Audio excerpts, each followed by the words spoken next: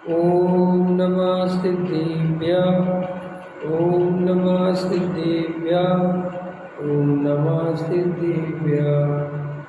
मंगलमय मंगलकरण वीतराग में ज्ञान नवोतार जाते भय अरिहंतादि महान। करे मंगल करियो ग्रंथ करन के काज जाते मिले समाज सब पावे। इस भव तरु का मूल जानऊ मिथ्या भाव ताको कर निर्मूल करिए मोक्ष उपाय। संतप्त मानस शांत हो जिनके गुणों के गान में वे वर्तमान महान तेरे हमारे जान में। मोक्ष मार्ग प्रकाशक सातवां अधिकार सम्यक्त सर्वोग मिथ्या दृष्टि की चर्चा चल रही है। अभी अपन पूज्य गुरुदेव श्री का प्रवचन सुन रहे थे पुरुषार्थ सिद्धि उपाय के आधार से। तो पूज्य गुरुदेव श्रोता का लक्षण आ रहा था, उसमें उत्तम श्रोता कौन है? जो पक्षपात से रहित हो। हमारे अंदर किसी भी प्रकार का पक्ष नहीं होना चाहिए। न व्यक्ति का पक्ष होना चाहिए, न शास्त्र का पक्ष होना चाहिए, न मंदिर का पक्ष होना चाहिए। समझ में आए ना? कोई किसी भी प्रकार का पक्ष नहीं चाहिए, ईमानदारी चाहिए। ये नहीं कि हमारे गुरुजी हैं तो वे कुछ भी बोले सब सही है, जिनको तुम मानते हो बस आँख बंद करके बस उन्हीं की सुनना है, दूसरे की सुनना ही नहीं। ये सब पक्ष बना लेते हैं ना लोग। पक्ष बनाने से क्या होता है? अपने अंदर ईमानदारी नहीं रह जाती। ईमानदार रहो। देखो, आपकी जिस वक्ता से टोन बैठती है, आपको जिस वक्ता से समझ में आता है उसको सुनो, कोई दिक्कत नहीं है। सबको सुनो ये भी ज़रूरी नहीं है, लेकिन उसको भी सुनो तो होश पूर्वक सुनो। उसकी आंख बंद करके कोई भी बात मत मान लो। भाई वो जो कह रहा है वो उसको विचार करो, समझे नहीं वो तो हमारे गुरुजी हमारे पंडित जी ने कह दिया, हमारे भाई साहब ने कह दिया, हम तो बस वही माने। ये सब पक्ष है ये सब। तो गुरुदेव ये बता रहे थे कि श्रोता अंधा भक्त नहीं होना चाहिए। अब मोदी की अंधी भक्ति कर रहे लोग। अब अंधी भक्ति का परिणाम है कि कुछ भी कर रहा वो, जो भी सब सब सब सही है, सब सही है, सबसे क्या सही है भाई? ये पूछो सही क्या है कि वो हमें नहीं पता। ऐसे ये कहलाती अंधी भक्ति। ऐसे ही धर्म के क्षेत्र में भी क्या होता है कि एक किसी को मान लिया, अब वो जो कहते जाएं बस आंख बंद करके बिना सोचे समझे, कोई विचार नहीं कि ये बात सही है कि नहीं है। और ये कोई सामने वाला वक्ता है तो केवल ज्ञानी थोड़े ही है। अरे ये भी छह उपसम ज्ञान के धारी है, इनसे भी कोई गलती हो सकती है, कोई इनकी गलत बात हो सकती है, लेकिन नहीं आँख में। तो ये श्रोता ऐसा नहीं होना चाहिए। फिर श्रोता कैसा होना चाहिए? निश्चय और व्यवहार का सम्यक ज्ञान उसे होना चाहिए। निश्चय माने क्या, व्यवहार माने क्या, आश्रय करने योग्य कौन, जानने योग्य कौन, ये उसको प्रॉपर ज्ञान होना चाहिए। अगर ये प्रॉपर ज्ञान नहीं होगा तो या तो उल्टा मान लेगा, या एक को छोड़ देगा, एक को मान लेगा, ख्याल में है ना, या दोनों को भ्रम से एक जैसा मान लेगा। तो वो सब व्यवहाराभासी, निश्चयभासी, उभयाभासी वे जितने हैं वे सब खड़े हो जाते हैं, इसी गलती से होते हैं। तो गुरुदेव ले रहे थे कि कई लोग तो व्यवहार की बात समझाओ तो व्यवहार को पकड़ लेते हैं। वो कहते देखो व्यवहार के बिना मोक्ष मार्ग नहीं होता है ना, तो वे भी गलती करते हैं। और एक बात इम्पोर्टेंट ले रहे थे कि द्रव्य के बिना पर्याय नहीं होती और पर्याय के बिना द्रव्य नहीं होता। और पर्याय व्यवहार द्रव्य सो निश्चय। सो जब वे पर्याय और द्रव्य एक दूसरे के बिना नहीं होते तो निश्चय और व्यवहार भी एक दूसरे के बिना नहीं होते। वो ये समझा रहे थे कि जो पर्याय को स्वीकार नहीं करेगा, समझ में आए ना, वो भी कुछ नहीं समझा, और जो द्रव्य को स्वीकार नहीं करेगा वो भी कुछ नहीं। तो पर्याय को स्वीकार नहीं करेगा तो तीर्थ का लोभ हो जाएगा, द्रव्य को स्वीकार नहीं करेगा तो मोक्ष मार्ग का ही लोभ हो जाएगा, क्योंकि द्रव्य के आश्रय से मोक्ष मार्ग और पर्याय में उत्पन्न जो सम्यक दर्शन ज्ञान चारित्र है वो पर्याय का तीर्थ। तो अगर दोनों को में से एक को मानोगे एक को नहीं मानोगे तो चलेगा ही नहीं। समझ में आया? लेकिन आश्रय करने योग निश्चय है, प्रकट करने योग्य पर्याय में रत्नात्रय है। तो प्रकट करने योग्य है, आश्रय करने योग्य नहीं है, क्योंकि पर्याय एक समय की है, एक समय बाद दूसरी पर्याय आ जाए। सिद्ध भगवान भी है तो सिद्ध भगवान के शुद्ध पर्याय है, लेकिन आश्रय अपने त्रिकाली ध्रुव का ही है। क्यों? क्योंकि ये पर्याय तो थोड़ी देर बाद चली जाएगी, ये समझिए। इसलिए निश्चय का और व्यवहार का ज्ञान होना चाहिए। साथ में देखो वो ये भी ले रहे थे कि कुछ लोग ऐसा होते हैं कि निश्चय अकेले को मानते हैं और कहते हैं जो परिणाम होने होंगे होते रहने दो। ख्याल में आए? मैं तो परिणाम से भिन्न हूँ। और मांस खाएं, शराब पिए, जुआ खेले, सप्त व्यसनों में लगे। मैंने तो गुरुदेव का देखना तुम कितना वो है बैलेंस। वो वही बात कहते हैं जो गृहस्थ के योग को, इन्हीं लिया उन्हें रात्रि में पानी पिए। कहाँ तक लिया? एक सामान्य श्रावक के जो मूल आगम की बात है, ये जो कोई बता, मूल आगम में एक सामान्य श्रावक के अष्टमूल गुण बताए हैं सामान्य गृहस्थ के। उन्होंने अष्टमूल गुण में बता क्या लिया है? मध्य मास मधु और पंचोदंबर फल, और कहीं कहीं सप्त व्यसन ले लिए। कोई पूरी जगह नहीं लिए, सब जगह नहीं लिए। तो सप्त व्यसन में क्योंकि दोष लग जाते हैं उसको, ख्याल में है ना। तो इतना सामान्य त्याग एक सम्यक दृष्टि धर्मात्मा के अथवा उसके पहले होना ही चाहिए। और उसका कारण भी है, जो आदमी शराब पिएगा उसे आत्मा से क्या प्रेम, क्योंकि शराब तो बेहोशी का लक्षण है। और जो शराब पी के बेहोश होना चाहता है वो सम्यक दृष्टि कैसे हो सकता है? किसी जीव को मार के खाने का भाव, इतनी तीव्र हिंसा का भाव, उसको आत्मा से प्रेम कैसे हो सकता है? इससे सामान्य बात है, बिल्कुल ये कोई आचरण की बात नहीं है। समझ में आए कि नहीं? लेकिन अब इसका अर्थ ये नहीं है कि तुम इसको इतना बढ़ा दो कि सफ़ेद कुर्ता पजामा पहनो, बिना प्रेस के करो, पहनो, शादी करोगे तो सब। अब ये तो फिर तुम अपने मन से कुछ भी करते रहो, इतना नहीं। यथा योग का आचरण यही है, सप्त व्यसन आदि का त्याग रखे, मध्य मास मधु आदि नहीं खावे, न्याय नीति से जिए, बस कर। ये उस श्रावक के सामान्य आचरण है। और अपनी आत्मा की तरफ सन्मुख होकर पुरुषार्थ करे, ये काम करने योग्य।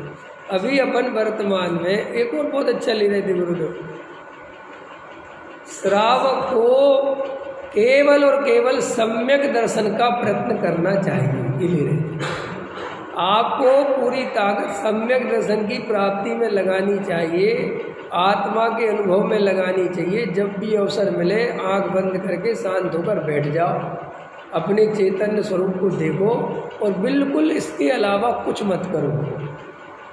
कल एक गुरुदेव का कोटेशन था, मैंने द्रव्य दृष्टि पे डाला था, वो अंतिम समय का है, जब गुरुदेव का बिल्कुल अंतिम समय था। उसमें क्या कह रहे थे गुरुदेव कि सभी भाई तुम तो सम्यक दर्शन का पुरुषार्थ करना, और अगर वो कठिन लगे तो क्रियाकांड मत करने लगना। समझ में आएगा? हम पे तो होता नहीं, ध्यान में तुम्हारा मन लगता नहीं, तत्व विचार हमसे होता नहीं, हमें ज़्यादा आत्मा की बात समझ में आती नहीं, तो हम तो सम्य शिखर का पहाड़ चढ़ लेंगे, हम तो रात्रि में पानी छोड़ देंगे, हम तो भोजन आदि का त्याग कर देंगे। तो गुरुदेव कह रहे थे ऐसा करने से और दूर चला जाएगा सम्यक दर्शन। तू तो सम्यक दर्शन का पुरुषार्थ करना, आत्मा की बात समझना, शांति नहीं समझ में आए तो भी वही समझना, वो ले रहे थे। इसके आधार से इतना गहरे संस्कार पड़ते चले जाएंगे कि अगले भाव में तू कहीं चला भी गया और वहाँ तेरी दुर्दशा होएगी तो तुझे जाति स्मरण हुआ तो वो क्रिया कांड याद नहीं आएगा, वो आत्मा याद आएगा। हमें जो करेगा वही तो याद आएगा। इसलिए अपने को आत्मा की बात ही सुननी चाहिए, सुबह शाम आत्मा का ध्यान करना चाहिए। ध्यान मतलब कोई कृत्य नहीं, ध्यान मतलब कोई रीढ़ की हड्डी सीधी करना नहीं। ध्यान का अर्थ है अपने होने को स्वीकार करना, अपनी वस्तु को शांति से देखना, अपने को आत्मा अनुभव करके बैठ जाए। वह बैठे हैं शांति से, बस जो हो रहा है सब स्वीकार है। अंदर जो धारा चल रही ज्ञान की वो मैं हूँ, बाहर जो कुछ चल रहा वो मैं नहीं हूँ।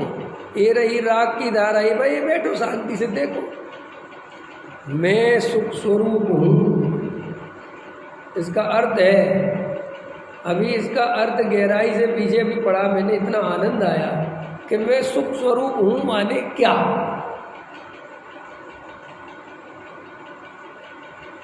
आत्मा सुख स्वरूप है ना, आत्मा सुख स्वरूप है माने कौन? मैं सुख स्वरूप हूँ। तो मैं सुख स्वरूप हूँ तो सुख स्वरूप का मतलब क्या है बताओ। अभी बहुत आनंद आएगा जब इसका अर्थ समझ में आएगा। क्या अर्थ, सुख स्वरूप का मतलब क्या है?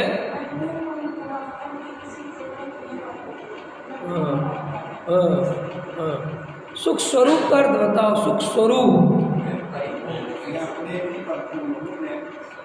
वो तो बराबर हो गया, वो अर्थ नहीं आ रहा जो मैं चाहता हूँ। सुख स्वरूप हूँ, ए आ गया। सुख स्वरूप का अर्थ है मैं सुख से ही बना हुआ हूँ, सुख ही मेरा रूप है। मुझे सुखी होने के लिए किसी कारण की आवश्यकता नहीं है। जैसे नमक को खारा होने के लिए किसकी आवश्यकता है? नमक का खारापन उसका स्वरूप है। पानी स्वभाव से शीतल है, चीनी स्वभाव से मीठी है। अच्छा बताओ, चीनी में ऐसा कौन सा कारण दिया है जिससे चीनी मीठी हो गई? नहीं समझ में? मौसम्बी में रस है ना, है? केले में मीठापन है, आम में मीठापन है, कहाँ से आया? किसने डाला? ऐसा था कि आम थोड़ा अलग था, मैंने यहाँ से मीठेपन का इंजेक्शन लगाया। चीनी में मिठास भरी किसी ने? बोलो। जैसे चीनी में मिठास नहीं भरी, नींबू में खटास नहीं भरी, समझ में आया? नमक में खारापन नहीं भरा, वे उसके स्वभाव है। अगर वे नहीं होंगे तो नींबू ही नहीं होगा, अगर मीठापन नहीं तो काहे की चीनी। ऐसे ही सुनो गजब की बात, आत्मा सुख स्वरूप है और अगर वो सुख से नहीं रहता तो काहे का आत्मा? कैसा आत्मा? विचार करो, मैं कैसा आत्मा हूँ? जब मैं सुख स्वरूप हूँ और मैं रात और दिन दुखी हूँ तो इसका मतलब मैं आत्मा नहीं हूँ। आत्मा नहीं हूँ कि आत्मा होते हुए भी अपने को आत्मा नहीं माना है, यही असली दुख का कारण है। गलत फहमी है भाई। चीनी तो मीठी है, लेकिन चीनी की जगह नमक डाले कि दोनों एक से दिखते हैं? दिखते हैं कि नहीं दिखते? चीनी और नमक एक से दिखते हैं, चीनी की जगह नमक डाल दिया और फिर कहता है कि ये चीनी बेकार है। चीनी बेकार है कि तेरी नज़र बेकार है? ऐसे ही श्री गुरु कहते हैं, तू कहता हमें सुख तो मिलेंगे, हमें सुख तो मिल ही नहीं रहा। ये बता तेरी नज़र कहाँ है?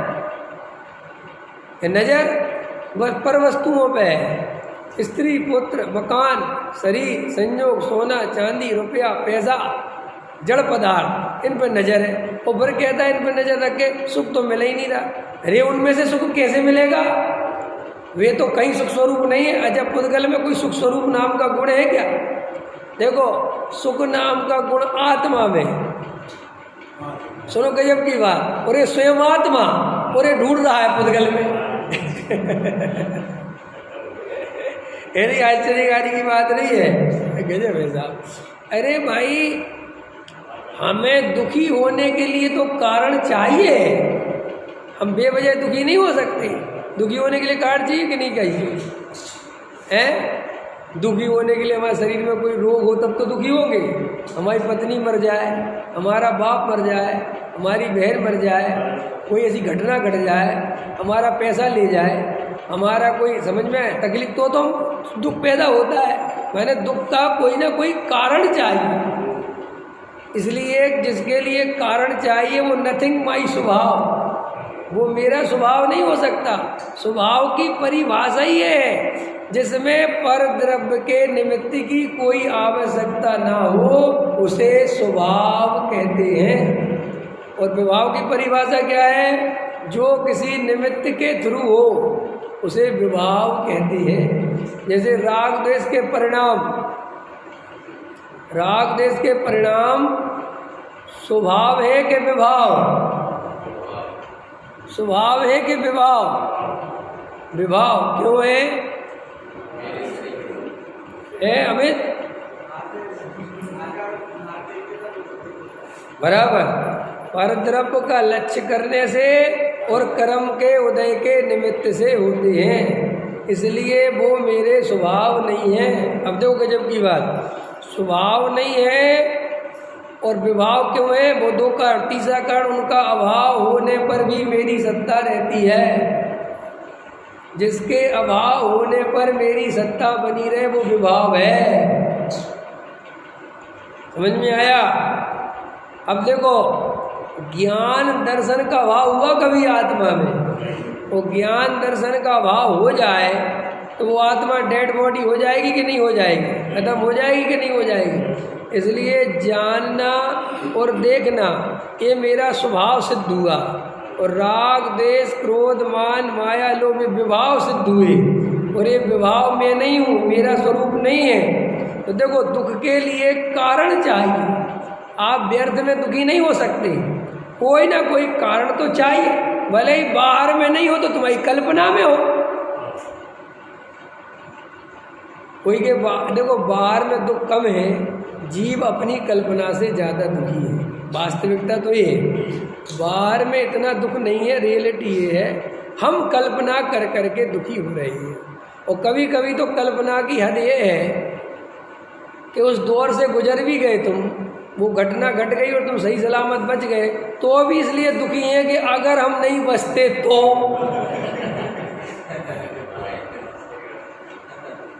नहीं होते? अरे वो तो ठीक है, बच तो गए, वो तो बात ठीक है, नहीं अरे कमाल ही है, अब नहीं बचते तो ये कहने के लिए भी नहीं बचते ना है। अब इसमें क्या रोना, क्या सोचना? ठीक है, जो बच गए ना, निकल गए ना, बात खत्म हो गई। लेकिन दुखी आदमी का ये लक्षण है कि अगर उसको वर्तमान में कोई दुख करने वाली चीज़ नहीं मिले तो वो भूतकाल की चीज़ों को याद करके दुखी होता है। अच्छे बढ़िया शांति से बैठे, कोई तकलीफ नहीं है, अब दुख पैदा कैसे करा जाए? अरे अब तो कोई मज़े हैं ही नहीं। मज़े तो हमारे तब थे जब खतौली में रहते थे, भिंड में रहते थे, क्यों अरविंद जी? और कट्टा लेके घूमते थे समझ में आया कि नहीं आया? ये खतौली वाले कट्टा वट्टा लेके घूमते हैं, तुम क्या समझ रहे हो? हाँ, माहौल ऐसा है। और भिंड वाले कौन से कम कदर मचाते हैं? हाँ हाँ हाँ, भिंड में कौन सी क्या कहलाता है भिंड में? वो अरे चंबल, चंबल के डाकू फेमस। समझ में आया कि नहीं आया? क्या भिंड वालों से बच के रहा करो, क्या पता इनके वंशज चंबल के डाकू वाले हो, हैं एकदम आ जाए कोई जोश वोश में, हैं? तो सुनो, वहाँ कहते वो मजा आता। अब देखो, यहाँ भी कोई दुख नहीं है, लेकिन भूतकाल की बातों को याद करके और उनमें सुख की कल्पना करके वर्तमान में दुखी हो रहा। अब ये दुख है नहीं, लेकिन दुख इसने ढूंढा। हमारी ऐसी नेचर हो गई है दुखी रहने की कि अगर हमारे पास कोई दुख का कारण ना हो तो बैठे बैठे दुख बनाता है, कल्पना से बनाता है। हमें रात में सपने क्यों आते हैं? पता है क्यों आते हैं? हम दिन भर इतना सोचते हैं, इतना सोचते हैं, इतना सोचते हैं कि वे 18 घंटे कम पड़ जाते हैं सोचने के लिए, तो फिर नींद में जाके सोचते हैं। सपने देखने की आदत है ना, तो अब खुली आंखों से जितने देख सकते थे, कल्पना के घोड़े दौड़ा सकते थे दौड़ाए, और नींद आ गई तो फिर वहाँ भी दौड़ाए। क्योंकि जैसी आदत पड़ती जाती है, जैसे संस्कार पड़ते जाते हैं, फिर सपने में भी वही दशा होती है। आप देख रहे हैं सपने में आपको रुपयों के, पैसे के, मकान के, दुकान के, लड़ाई के, झगड़े के, मैंने इसे पीट दिया, उसने मुझे पीट दिया, अरे मैं कहे हो गया, ऐसे सपने आते। अब ऐसे सपने सोचो बात क्यों आते हैं? क्योंकि अचेतन मन में दिन भर यही चलता, वो दबा के रखते हो। देखो पता है, दो मन है, एक चेतन मन और एक अचेतन मन। चेतनपन के पीछे है अचेतन मन। अचेतन मन जब तक सोया रहता है, जब तक चेतन मन जागा रहता है। तो चेतन मन जब तक जागा रहता है, तब तक अचेतन मन में जो कार्यक्रम सेट होते रहते हैं, वे अपन को पता नहीं चलते। माने अनकॉन्शियस माइंड कहते हैं उसे। तब पता नहीं चलता कि हमने क्या क्या सोचा है, वो हम अपने कामों में लगे रहते, लेकिन अंदर एक धारा चलती रहती, उससे वो संस्कार निर्मित होते हैं। फिर क्या होता है कि जब रात में सोते हो तो ये चेतन मन सो जाता है, और वो जो अंदर दिन भर इकट्ठा किया था दबा दबा के, फिर वो रात में स्वप्न में आता है। इसलिए सोना, चांदी, मकान, दुकान, स्त्री, ये सब दिखाई देने लगते हैं। ख्याल में है ना? तो इस तरीके से गहराई से विचार करा तो समझो कि मेरे को कोई दुख नहीं है, दुख तो मैं पैदा करता हूँ, और सुख ना हो ऐसा मेरा स्वरूप नहीं है। सुख तो मेरा स्वरूप ही है, मेरे में सुख के। देखो हम बैठे शांति से, अभी हम सुखी हैं, सच में सुखी हैं। अभी आपको क्या दुख है बताओ? लेकिन आप इसे सुख नहीं मानते। हम इसे सुख नहीं मानते क्योंकि हमने सुख किसे समझा। एक गहरी बात समझा रहा हूँ, पहले समझो ध्यान से, तुम्हें समझ लाओगे तो बहुत काम आएगी। हमने अनादि काल से जो सुख समझा है, वो सुख समझा है हमने दुख पूर्वक। कैसा सुख समझा हमने? दुख पूर्वक। हमने कभी डायरेक्ट सुख नहीं भोगा कोई भी। और आत्मा में जो सुख भरा है वो डायरेक्ट, दुख नहीं आता। और पंच इंद्रिय के विषय भोगों में पहले आता है दुख, फिर आता है सुख, और फिर आता है दुख। नहीं समझ में आया? पंच इंद्रिय के विषय भोग की क्या स्थिति है? पहले पैसा कमाने की इच्छा हुई, ये आया दुख। फिर पैसा कमाया तो पैसा मिला, ये आया सुख। समझ में आया कि नहीं आया? और फिर पैसा चला गया, फिर दुख। ऐसे पांच इंद्रिय के विषय भोग लगाओ। रसगुल्ला खाने की इच्छा हुई, दुख। फिर रसगुल्ला मिला, सुख। फिर ज़्यादा खाया, फिर दुख। तो हमने दो दुखों के बीच में एक सुख समझा है। तो जैसे मैं तुमसे कहता हूँ कि शांति से बैठ जाओ, ये सुख है, तो तुम कहते इसमें काय का सुख है। पकड़ना गहराई से। इसलिए लोगों ने धर्म के नाम पर भी यही समझा कि जब हम तपस्या करेंगे और कर्मों को जलाएंगे, समझो कर्मों की धू अग्नि जलेगी, और ऐसा तेज प्रकाश धूप निकली होगी, और हम सर्दी गर्मी वर्षा सह रहे होंगे, और पानी के थपेड़े पड़ रहे होंगे, हवा सनन सनन चल रही होगी, समझ में आया? और नदी का किनारा होगा, और हम नग्न दिगंबर बैठे होंगे, और फिर हमारे रिद्धियाँ सिद्धियाँ आएंगी, फिर हमें केवल ज्ञान की प्राप्ति होगी, तब हम सुखी होंगे। ये जो खतरनाक कल्पना है, ये वर्तमान में सुख का अनुभव नहीं होने देती। इसलिए कई लोग तो कहते हैं काय के आत्मा वाले, दो टाइम तो खाते हैं, तीन। मैं तुमने आत्मा वाले का अर्थ क्या समझ रखा है? भूखा प्यासा। समझ में आया? मरियल आदमी, परेशान आदमी, मैं नहीं लेता जी, मैं कुछ नहीं करता जी, मैं तो बैठता। और उसको ऐसा लगता कि ये धर्म कर रहा है। हमने क्या कष्ट को भोगने का नाम धर्म समझ रखा है। इसलिए जो कष्ट नहीं भोगता उसे कोई धर्मात्मा समझता है। मुझे कोई धर्मात्मा समझता है? समझेगा, 3 काल में नहीं समझेगा। पता क्या कहते मेरे बारे में? ये बातें भले ही करते हो धर्म की, धर्मात्मा परमात्मा नहीं है। और अभी तुम मेरे बारे में कल से कह दो अष्टमी को उपवास करते हैं, चतुर्दशी को उपवास करते हैं, हरि का सर्वदा त्याग कर दिया, खाली एक टाइम मूंग की दाल रोटी खाते हैं, मूंग का पानी पीते हैं। समझ में आया? और जो भी बना लो। अभी देखो कहेंगे विवेक जी की तो बहुत आराधना चल रही, विवेक जी तो भैया बहुत बड़ा बहुत गजब का पुरुषार्थ चल रहा है, इसको पुरुषार्थ समझता है। ये बहुत मनोवैज्ञानिक तरीके से समझना मेरी बात। हमने क्या है, दुखों को ही कालांतर में सुख माना और फिर सुख को दुख। तो हमें ऐसा लगता है कि मैं सुख स्वरूप हूँ और मेरे में कोई कमी नहीं है और मैं आनंद से बैठा हूँ। हमें 3 काल में कभी ये धर्म दिखाई नहीं देता। बोलो जैन साहब, दिखाई देता है? आप घर में जाके शांति से अपने सोफा पे बैठ जाओ, समझ में आए कि नहीं आए? वह बैठे रहो, शांति बैठो। कोई मानेगा, कोई कहेगा ये काय का धर्म, क्या कर रहे हो तुम? तुम कहोगे शांति से बैठो, तो कहे शांति से बैठने से काय का धर्म होता है? कुछ करो, कुछ करो माने वो क्रियाकांड। माने ये अपने को समझना है कि हम सुख स्वरूप होते हुए भी सुख क्यों नहीं पहचानते। भाई मैं सुख स्वरूप हूँ माने मेरे में दुख का कोई कारण ही नहीं है। ये दुख तो मैं पैदा करता हूँ रोज बैठे बैठे कल्पना से।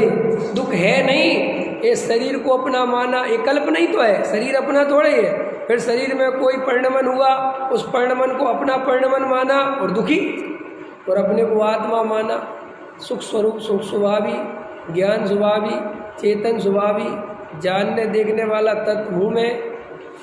ऐसा बैठ के मेरे में सुखी सुख भरा पड़ा है, मैं सुख कहीं बनाऊं, क्योंकि सुख माने निराकुलता और मेरी आत्मा में कोई आकुलता है ही नहीं। ये तो आकुलता तब पैदा होती है जब यह आत्मा अपने को भूलकर शरीर संयोग आदि में एकत्र बुद्धि करता है, उसमें राग आदि भाव से प्रवृत्ति करता है, तो दुख होता है ना। दुख का तो कोई कारण नहीं है। समझ में आया कि नहीं आया? देखो कैसी कल्पना चलती है।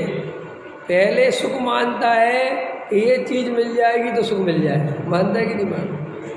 और वो चीज़ चेतन हो, समझ में आए? 2 तरह के पदार्थ, एक चेतन और एक अचेतन।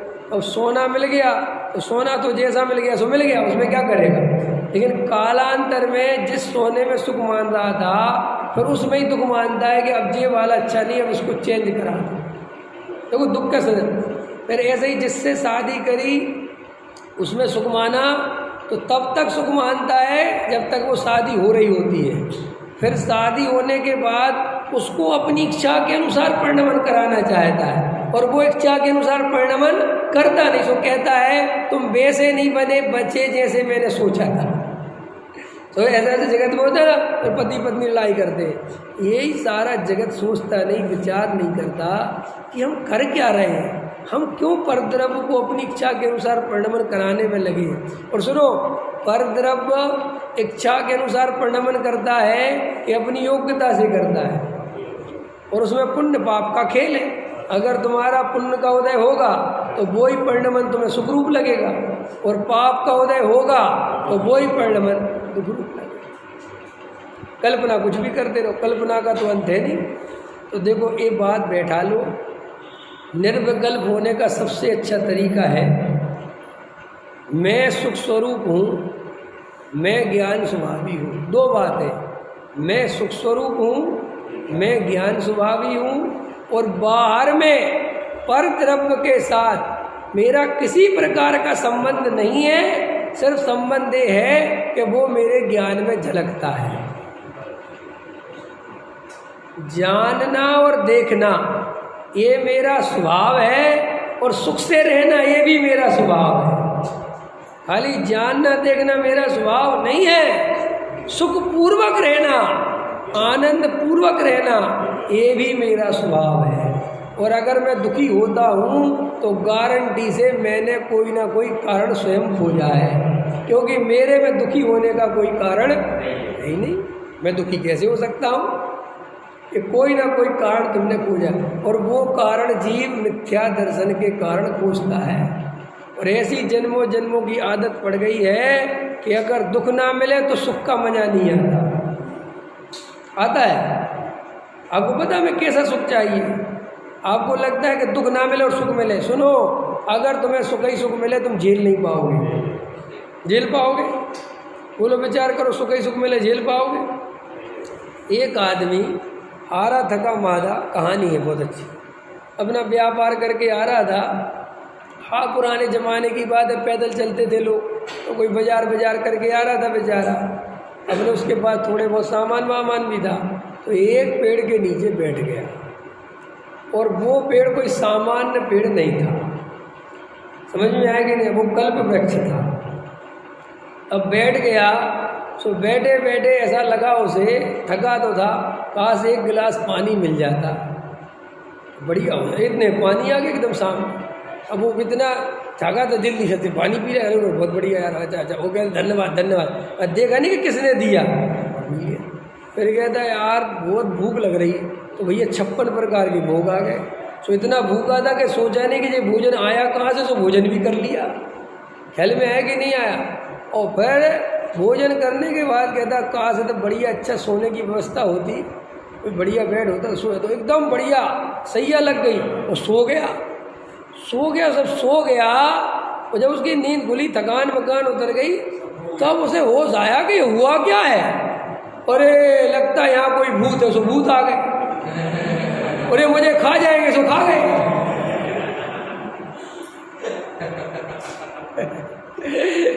ऐसा होता है कि नहीं होता रमेश जी? ज़्यादा सुख मिले ना तो पता, मैंने सच सुना है, किसी का सब बढ़िया चल रहा हो, ऐसा सोचता है कुछ बड़ी मुसीबत आने वाली है।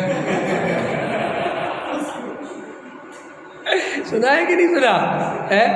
लगता है बहुत ही बढ़िया चल रहा, कोई आफत आने वाली है, इतना बढ़िया नहीं चलना चाहिए। देखो जीव का भय, देखो तुम कितना भयभीत है बेचारा। मुझे तो इतनी करुणा आती है कि कैसा है जीव, कितना घबराया, कितना डरा, कितना भयभीत, मर जाएगा मर जाएगा मर जाएगा मर जाएगा, रात और दिन डरता रहता बेचारा। अपन आत्मा होके, त्रिकाली ध्रुव भगवान आत्मा होके, शाश्वत होके, हमारा कभी नाश नहीं होगा, ऐसे पदार्थ होकर भी जरा सा 10 रुपये चले जाएंगे तो मेरा क्या होगा, ऐसे घबराता है।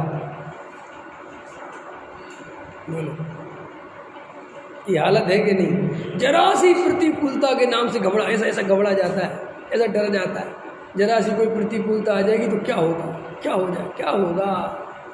अनंत प्रतिकूलता भोगी है, अभी तो प्रतिकूलता का अंश भी नहीं है। अभी जैसे तुम प्रतिकूलता समझते हैं, देखो प्रतिकूलता भी क्या चीज़ है। ज़्यादा अनुकूलता में रहो तो छोटी छोटी प्रतिकूलता भी बहुत बड़ी लगती है। लगती कि नहीं लगती? ये अनुकूलता का सुख कैसा है? जो आदमी जितने अनुकूलता में रहेगा ना, उसे प्रतिकूलता का भय उतना सताएगा। गरीब आदमी को प्रतिकूलता का भय नहीं सताता। कभी देखा आपने? गरीब आदमी रोड पे सो जाता है, तुम्हारे बस की नहीं 3 काल पे सो जाओ तुम रोड पे, फुटपाथ पे सो जाते हैं, समझ में? रिक्शे वाले रिक्शे पे सो जाते हैं। तुम सो सकते हो? तुम कल्पना कर सकते हो सोने? क्यों नहीं कर सकते? क्या वो मनुष्य नहीं है? वो इंसान नहीं है? वो इतनी प्रतिकूलताओं में रहते हैं कि उन्हें प्रतिकूलता ही का भय खत्म हो गया, उन्हें डर ही नहीं लगता। रिक्शे वाले कहते हमें क्या लूटेगा कोई, जबकि शराबी जुआरी रात को सब घूमते हैं, उन्हें कोई डर नहीं लगता। ठीक है, और तुम रात के 10 बजे तो तुम्हें ऐसा लगता घर में घुस जाओ, सब ताली बंद कर लो, गेट बंद कर लो, और जरा सा गेट खुला ना रह जाए ना, कोई घुस जाए। कितना भय, बोलो कितना भय। भय नहीं समझ में आता?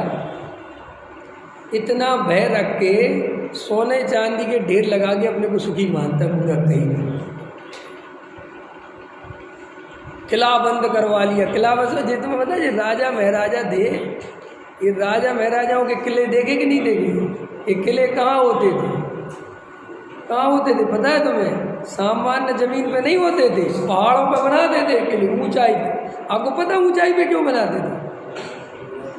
हैं? हाँ, कि अपनी सेना ऊपर लगा के रखेंगे और चारों तरफ नज़र रखेंगे। तो और जो भी आएगा ऊपर से भाई नीचे से ऊपर आएगा तो मार देंगे। इतने भय में रहते थे राजा महाराज, जिन्हें तुम बहुत होशियार समझते हो। रात और दिन जो प्राइम मिनिस्टर वगैरह इतने भयभीत रहते हैं, दिखाते हैं ऊपर से, आओ आओ आओ, अंदर इतना घबराते कि कोई गोली ना मार दे, क्योंकि गोली पीछे कईयों को मारी गई। कोई ऐसा तो नहीं है कि तुम कोई ऐसा नहीं है, तो बहुत डरते। ऊपर से दिखाते कि हमें कोई डर नहीं लग रहा, अंदर बहुत डरते। अभी क्या समझते हो, ये पद प्रतिष्ठा रुपया ये पैसे वाले। अभी सलमान खान को धमकी दे दी वो बिश्नोई ने, समझ में आया? महीनों बाहर नहीं निकला वो, बॉडी बिल्डर बना फिरता है।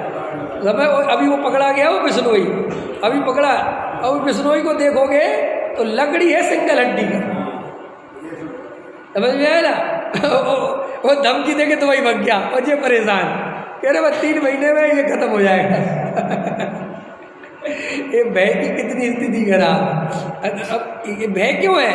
क्योंकि भय इसलिए है कि ये प्रतिकूलता से बहुत डरता है।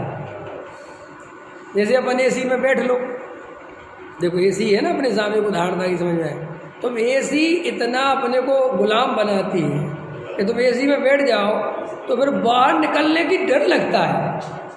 वो सामान्य गर्मी भी इतनी भयंकर महसूस देती है, और जब अपन फिर थोड़ी देर गर्मी में घूम लो तो सही लगता है। इसका मतलब प्रतिकूलता को प्रतिकूलता ही निपटाएगी, अनुकूलता नहीं। मुद्दे की बात कह रहे हैं अरविंद जी, कांटे की, समझ में? बिल्कुल समझ लो। तुम सोचते हो प्रतिकूलता से बचने का उपाय अनुकूलता है, गलत। प्रतिकूलता से बचने का उपाय एक और प्रतिकूलता आ जाए। हाँ, किसी आदमी का सिर दर्द हो रहा हो, भाई पत्नी का बहुत सिर दर्द हो रहा हो ना, और बहुत सिर दर्द के नाम पर हो रही हो, 2-4 कटी जली सुना दो। कटी जली समझते हो ना?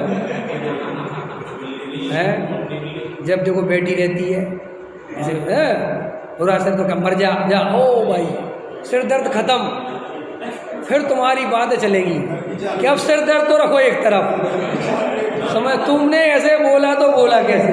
अब देखो, इसका मतलब बड़ी प्रतिकूलता आई तो छोटी प्रतिकूलता गायब। ऐसा जगत का स्वरूप है। इसलिए तुम कहते ना नरक में कैसे रहते, कुछ नहीं, तुमसे ज़्यादा मजे में रहते।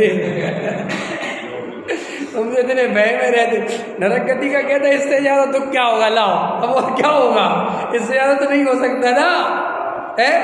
इसलिए देखो, नरक का नारकी मरता है तो संगी पंचेंद्रिय होता है, क्योंकि वो डर के नहीं मरता।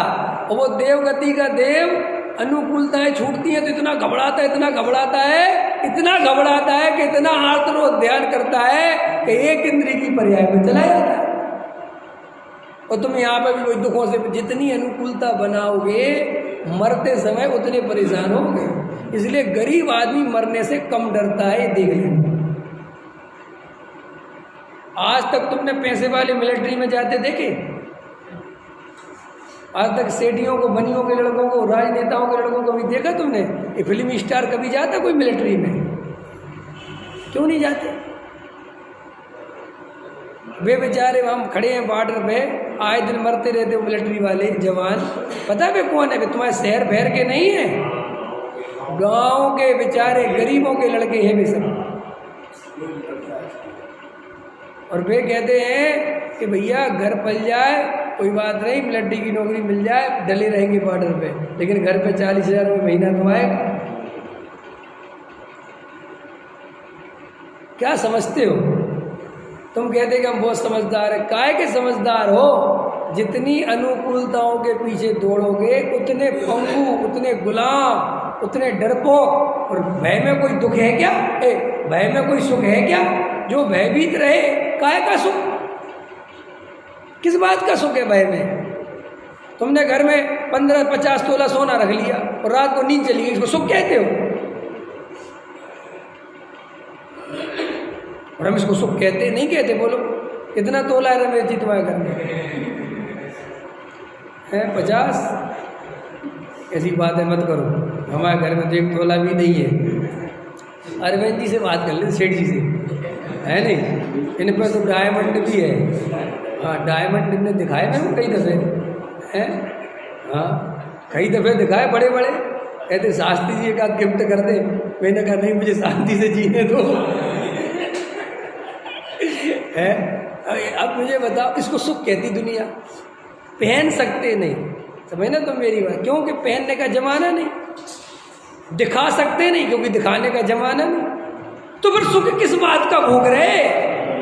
कि साहब ने पेटी में भर के धर रखा, सो उसमें भी सुख कहाँ है? रात को नींद नहीं आती कि कोई चोर ना घुस जाए, और कहीं घूमने जाए तो टेंशन। बोलो बुद्धि के नहीं होती। लॉकर ले रखी, लॉकर होते ना, उसकी भी टेंशन। कोई कहते बैंक लुट गया तो सबसे पहले मोरी में मर गया। तो इस संसार में तुम कैसा सुख चाहते हो?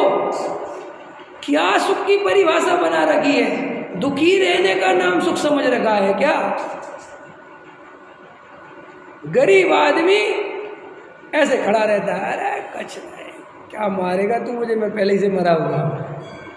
और अमीर आदमी डरता रहता है, भागता रहता है। बच्चों से मोहे जितना अमीर आदमी को उतना गरीब को कभी नहीं हुआ और ना होगा। हम अपने बच्चों को ऐसे मरे जा रहे हैं जैसे जन्नत से लेके आए हो। आफत ही हो गई, बच्चे हो गए कि आफत हो गई। ऐसे माँ बाप देखे मैंने, बच्चों को डांटते ही नहीं कभी। क्यों नहीं डांटते? मेरी तरफ से तो डांटा करो। गलत काम करें तो नहीं डांटा करो। इधर सुनो, रहना तो चाहिए उनको कि अरे बाप है। तुम तो ऐसे गुलाम बने जा रहे उनके कि बस बच्चे के मुंह से निकला नहीं, हाँ जी हाँ जी हाँ जी, और फिर बाद में हमारा बच्चा जी, तुम्हारे मोह ने बिगाड़ा उसे। मैंने तो आज तक ऐसा मोह, सच में मैं तो कभी मोह नहीं करता है। मैं अपनी बेटी से मोह करता हूँ, लेकिन मेरी बेटी ऐसी नहीं कह सकती कि पापा ने आज तक नहीं मारा। मौका आने पर चाटा मार दे तो पड़ से। अब तुम्हें लगेगा पंडित जी सी बात है, मैं इसलिए नहीं, और मैं अंदर से जागते हुए मारता हूँ कि थोड़ा प्रतिकूलता सहने की आदत होनी चाहिए। थोड़ा दुख तकलीफ क्या होता है, कोई आदमी कुछ बोलता है तो बुरा भी लगता है, सब अभ्यास होना चाहिए। अमेरिका की सच्ची घटना है, बिल्कुल सच्ची बता दूँ। इसी देश का, इंडिया का आदमी, अभी की घटना पढ़ी मैंने। यहाँ से एक लड़का, बहुत पैसे वाले का लड़का, और उसके बाप ने, एक ही लड़का उसके पास, देखना ध्यान से, इतनी अनुकूलताओं से पाला। कोठी बंगले वाला लड़का था, इतनी अनुकूलता से पाला, इतनी अनुकूलता से पाला। बचपन से नौकर व्यवस्था, ये वो पैसा, उसको पता ही नहीं था कि प्रतिकूलता भी कोई चीज़ होती है। और भाई साहब वो पढ़ लिख के अमेरिका चला गया, बिल्कुल सच्ची घटना है। और इसी लॉकडाउन में हुआ था, और अमेरिका में गया, बढ़िया पोस्ट पे था, वहाँ पे उसका मकान दुकान सब बढ़िया, बच्चे सब कुछ अच्छा, 2 बच्चे थे उसके, और वहाँ पे उसकी नौकरी छूट गई। तो वो इतना घबरा गया, सुसाइड कर लिया उसने। अब उसका बाप कह रहा कि क्या हुआ भाई? तो वहाँ के उनने बताया कि आपने से कभी प्रतिकूलता देखने ही नहीं दी, और ये प्रतिकूलता आई क्योंकि सब बंद हो गया था, कुछ कहने सब खत्म। भाई साहब मर गया, बताओ, इतना डर गया कि मेरा क्या होगा, मेरे बच्चों का क्या होगा। उसने पता नहीं क्या क्या कल्पना कर ली और सुसाइड कर लिया। ये मोह तुमसे क्या क्या नहीं करवाता, काहे को इस मोह की इतनी गुलामी करते हो भाई? अच्छी बात नहीं है। चाहे बच्चे हो, चाहे पोते हो, चाहे नाती हो, सब मर्यादा में होना चाहिए। ये नहीं कि हम तुम्हारे लिए ज़िंदगी लगा देंगे, भाई हमारी भी तो ज़िंदगी है। और फिर दूसरी बात, तुम अपने बच्चों को कभी डांटोगे नहीं समझे? अब लड़के को हॉस्टल में भेजने का फ़ायदा क्या है? रोज़ डांट पड़ती, पापा ये हो रहा। तो मैं एक ही बात कहता हूँ, बेटा भोगो, यही संसार है, भोगना ही पड़ेगा। मैंने भी भोगा था। तो कहता पापा आपसे तो ये सब डरते हैं, वार्डन वगैरह यहाँ के, आप बोल दो ना। मैं कुछ नहीं बोलूँ। चोरा होने दो, ख्याल में आया कि क्या? मेरा कहना था जो मोए पागलपन की हद है। मनुष्य इतनी संपत्ति जोड़ना चाहता है, काय के लिए? सुख के लिए। तुम संपत्ति काय के लिए जोड़ना चाहते? सुख। और फिर उसी संपत्ति से महाभय उत्पन्न होता है कि क्यों चली ना जाए। कौन सी अकल पे पत्थर पड़े हुए हैं। अरे भाई शांति से बैठ के पहले तो निर्भय बनो। संपत्ति आए, हमें नहीं कह रहे कि फेंक दो, आए तो आए और जाए तो जाए, ऐसे बनो। ये नहीं कि हमारी नींद खराब हो जाए, हम संपत्ति के पीछे पागल हो जाए, ये तो अत्यंत मूर्खता के लक्षण हैं। तो अनुकूलताओं की चाह, अनुकूलताओं में ज़्यादा रहने की आदत जीव को कमज़ोर बनाती है। इसलिए अनुकूलताओं की इतनी चाह नहीं करनी चाहिए। पकड़ में आया कि नहीं आया? अब एक आध उदाहरण दे दूँ। जब मैं दिल्ली में आया, समझ में आया दिल्ली में क्या है, उसके पहले समझ लो। तो मुझे ये धर्म में, एक संस्थाओं वगैरह में नौकरी करने का भाव बिल्कुल नहीं रहता था, लेकिन मजबूरी तो बहुत थी, मेरी परिस्थिति बहुत विकट थी। तो जब मैं आया, दिल्ली भी आया, तो मेरे अंदर एक ताकत काम करती थी। अंदर एक भाव रहता था कि केले का ठेला लगा लूँगा, लेकिन किसी की गुलामी नहीं करूँगा, किसी के अधीन नहीं रहूँगा, चाहे कुछ हो जाए, चाहे कुछ हो जाए, चाहे जिंदगी भर शादी ना हो, कुछ भी ना हो, लेकिन गुलामी किसी की नहीं करेंगे। ख्याल में आया कि नहीं आया? तो उस बल के कारण, इसे कहते बल, फिर जो काम करा ताकत लगाते रहे, करते रहे, जो होना ही उदय प्रमाण हुआ। लेकिन जीव जो डर जाता है, अरे यार जी नौकरी छोड़ देंगे तो नहीं मिलेगी, समझ में आया? आप क्या इंजीनियर साहब, मैंने 10,000 की नौकरी छोड़ी 2,000 के लिए, क्या सच यही की बता रहा हूँ? दिल्ली में मैं 2,000 रुपये कमाता था अपना काम करके, और मुझे नौकरी में मिलते थे 10,000, तो भी मैंने 10,000 छोड़े और मैंने कहा जी 2,000 ठीक है, कोई बात नहीं, अपना काम है, धीरे धीरे हो जाएगा। और अगर मैं वो 10,000 का लालच करता, ये छूट जाएगा तो क्या होगा, फिर अपन क्या करेंगे, ऐसा समझ में आया? मुझे सब कहते थे तुम गलत कर रहे हो, एक क्या बुद्धि लगा रहे हो, वापस जाना पड़ेगा। मैंने कहा वापस ही सही, लेकिन अपन के बस की नहीं है किसी की नौकरी फोकरी करना। नहीं समझ में आया? ऐसे श्री गुरु कहते जो जीव प्रतिकूलताओं से जितना डरेगा, वो कभी तत्व ज्ञान तो छोड़ो, लोक में भी कुछ नहीं करेगा। देखो हमारे मुनिराज कैसे, प्रतिकूलताओं का डर नहीं लगता ना उन्हें, तब तो जंगल चले जाते हैं, कपड़े उतार के नग्न दिगंबर दीक्षा ले लेते। आत्मा का इतना बल होता है, उन्हें कोई डर वन नहीं लगता। ठीक है, दुनिया में जाए, शेर चीते खा लेंगे, यही सही, मतलब कितना मजबूत रहते हैं अंदर। और हम जरा सी छिपकली मर जाए तो आफत हो जाए। महिलाओं को है छिपकली खाई लेगी बिल्कुल, और उनको समझाओ कि इसमें भय इतने की भय की जो नहीं भय को डर तो लगता है। अब डर जो बिल्कुल अज्ञानता से लगता है, कैसे लगता है? देखो छिपकली कितनी छोटी, आज तक कोई छिपकली ऐसी नहीं देखी गई इतनी छोटी कि किसी मनुष्य को खा लिया किसी ने। ऐसा कोई घटना घटी, या कोई ऐसी घटना घटी कि छिपकली ने आके काट लिया? हाँ, वो खाने में गिर गई, ये हो गया, वो एक अलग मैटर है, वो एक अलग चीज़ है। लेकिन ऐसा कभी नहीं, अरे वो तो तुमसे ज़्यादा डरी हुई बेचारी, वो तुम्हारे पैर की आट आवे तो 10 फुट दूर पहले भागे हैं। हाँ तो अच्छा ले, अब इसके घर में तो कॉकरोच से ही डर जाते हैं। समझ में आया कि नहीं आया? अब ये महिलाओं को समझाओ कि इतना भी क्या डरना, लेकिन बस उनको डर से ही प्रेम हो गया। अब वो जबरदस्ती डर रही, डर एक वो बन गया, क्या कहते फैशन। जो महिला छिपकली से नहीं डर तो आदमी जैसी महिला है,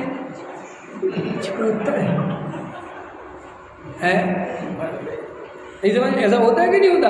हमारे गांव देहातों के आदमी भाई, हम तो वहाँ गांव देहातों में रहे, हमारे गांव देहातों की महिलाएं तो गाय के गोबर कर रही, खूब जा रही, और सांप निकल गया सो भी चली गई, बिच्छू निकल गया सो भी चली गई। अब हमने तो ऐसी महिलाओं को देखा, हमने थोड़ी कॉकरोच डरने वाली महिलाओं है। और बट डरे, अब हम उनसे कह रहे कि भाई इतना डर क्या, डर किस बात का डर? गांव में ऐसी महिलाएं होती हैं कि पुरुष जिस गाय का दूध नहीं लगा पाती, महिला लगाती है। हमारे गांव में ऐसी 20 महिलाएं, मैंने उनका आदमी डर रहा दूध लगाने से, गाय मार देगी, तुम चलो मैं लगा दी, कोई लगा दी। तो अपने को भ्रम से कमजोर क्यों बनाना, अपने को जानबूझ के से डरपोक क्यों बनाना, इतना भयभीत क्यों बनाना, क्यों डरते हो, क्या हो जाएगा। अरे तुम जीव हो, तुम नरकों के दुख भोग के आए, त्रियंच गति में रह के आए हो, किससे डरते, इतना डर क्यों। लड़ने से डरते हो तो कल से लड़ो है, कोई मौका पड़ जाए तो लड़ भी लो, क्या आफत आ गई क्या है। डरे, अरे अब पत्नी से तो डरना ही चाहिए।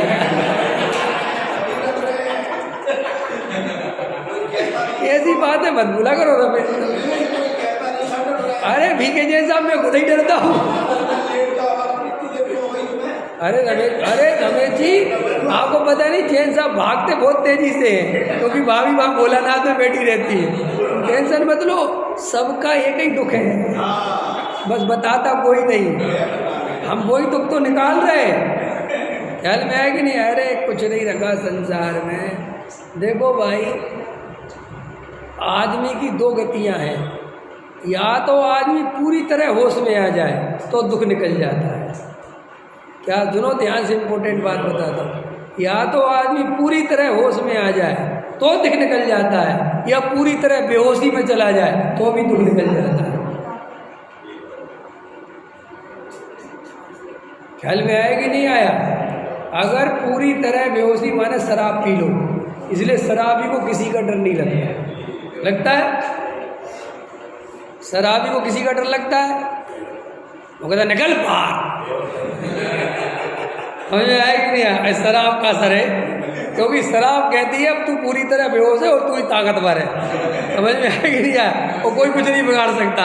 माने शराब एक ऐसी चीज है कि पी ले तो पुलिस वाले से भी न डरे। समझ में। वो कहता क्या करेगा, जेल लेके चल। पुलिस वाला कहते हाथ जोड़ो भाई, क्योंकि जिसको डर न लगे तो पुलिस वाले कहते इसको छोड़ो, क्योंकि ये डरता ही नहीं। आपको पता है दुनिया भी अगर आप बिल्कुल नहीं डरोगे तो आपसे दूर भागने लगेगी, क्योंकि आपको तभी तक डराती दुनिया जब तक आप डरते हो।